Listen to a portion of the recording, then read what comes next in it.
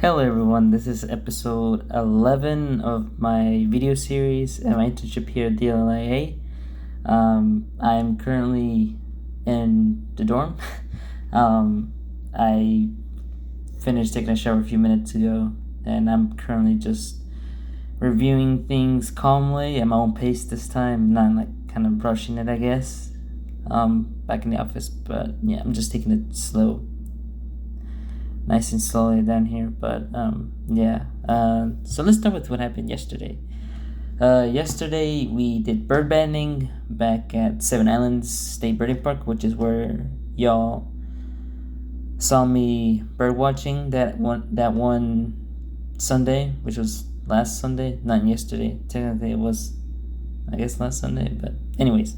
But yeah, we went back there yesterday for bird banding, as I said. And it was quite the experience, actually.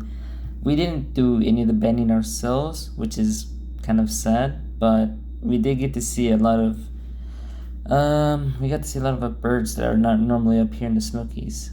Apparently we saw cardinals and then chickadees, robins, and an eastern kingbird, Tyrannus, which is its scientific name.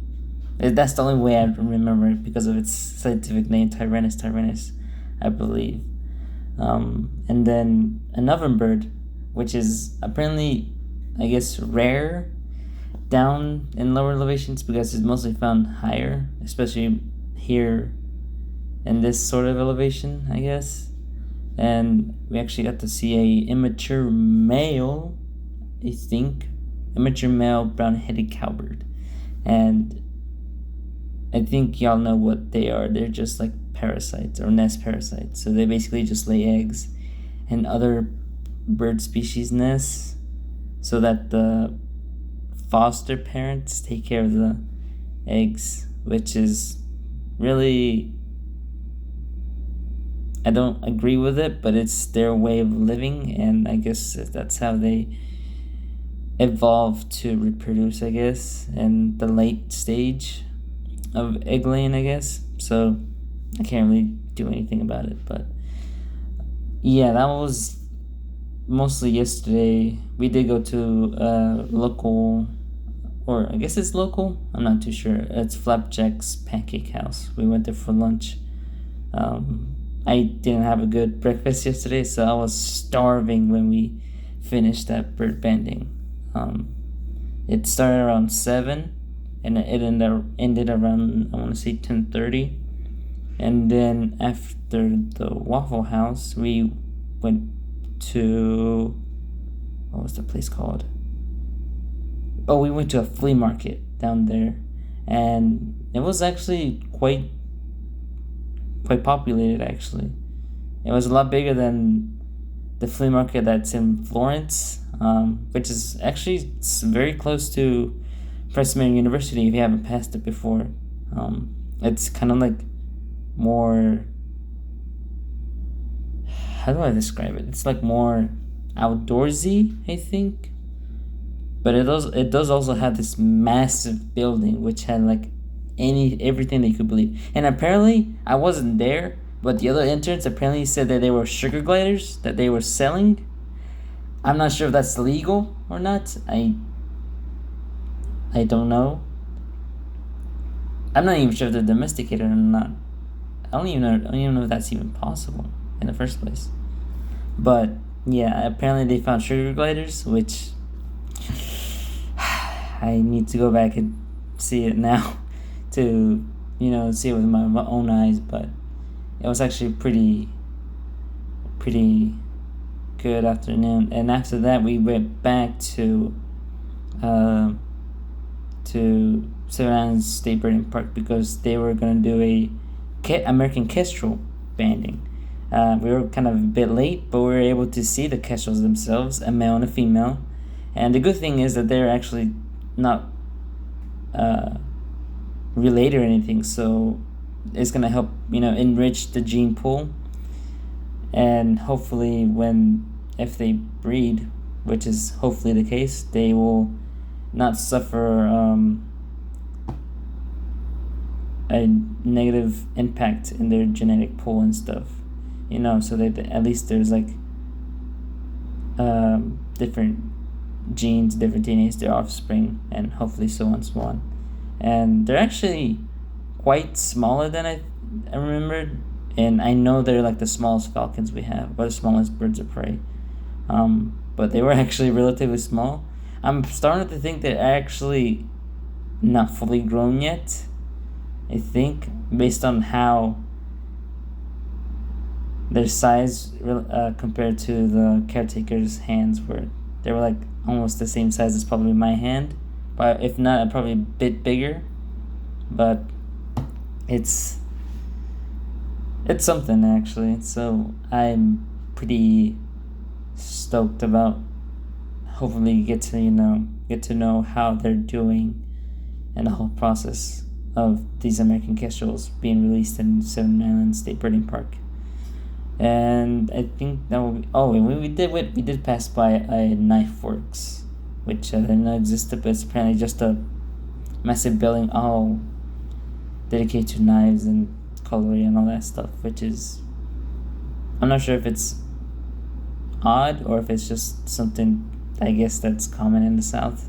Even though I am from the South Carolina, but I've never really seen many buildings or stores that dedicate themselves to knives and knives only and stuff related to it. But it was like 3 stories, like one base level, ground level, and then one layer or one story up, and then just like this basement, which is like another floor to it, which I'm not even sure what to call that because I don't even know what it's even called. But yeah, that was pretty much what happened yesterday. And today was an August day. We had staff meeting, and we just worked on our personal projects. And I think I'm at a point where I'm starting to get really frustrated and stressed because I don't think I've talked to you all about this, but there have been multiple how do I say this? Multiple I forgot the word.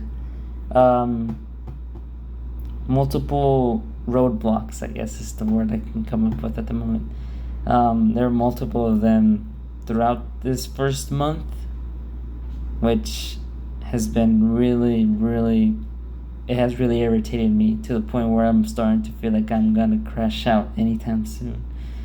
And especially with today, I just figured out that most of the recordings that were, I guess, stored or saved from when the microphones of the Raspberry Pi were first installed back in 2024, I can't restore it, or I can't see the soundscapes. And I think I mentioned that before, but apparently today, even some of the soundscapes that were from literally last month, May, I can't even access it, which is very, very infuriating because that means I cannot access to the valuable data that I need to verify the checklist for the purchase knob that Paul Super has.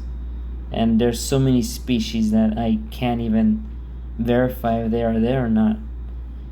Which I think one of them includes the sharp-shinned hawk, which I'm like so mad about it, but I can't really do anything at this point. So all I can do really is just work around it and just keep going. And me and Will are gonna talk with that on our one-on-one, because on Wednesday is gonna be our halfway point for the internship. So I'm kind of prepared for that because I do have some stuff to talk about the personal project, all these delays that have happened throughout this month. So yeah, I'm really want to talk with Will about that. And Will has shared the same amount of frustration as I did when I mentioned some of these delays. So I think we'll be on equal footing hopefully by the end of that one-on-ones on Wednesday. But yeah, it's been a very eventful last 2 days, really. I'm trying to think what else. I don't think I know anything from the top of my head, but yeah, I think that should be all for now. But yeah, I appreciate y'all. Just hopefully y'all seeing this video series. I know it hasn't been really consistent, and I know that as well. But it's just how, I guess it's just how life is, really. And I'm just trying to adjust or get a feeling of how an internship, I guess, works. I know not all internships are like this. Probably a music internship could be way more different than this, or a psychology internship, or a business internship, all that stuff. And I know there's a difference, so I'm trying to get a taste of what an internship really feels about. But yeah, I'm hanging on in there. This is new territory that I'm walking through, and I'm very surprised that I'm actually managing it very well at this stage. So yeah, I'm still standing. um, reference. But yeah, I'm doing okay. I hope you all are doing okay too. I hope your summer has been eventful, the good way so far. But yeah, I think I'll end it there for today. If anything does happen, I will let y'all know, probably in the form of a message in the group chat. But yeah, I think I'll end it for now. So I hope to see you soon. Peace.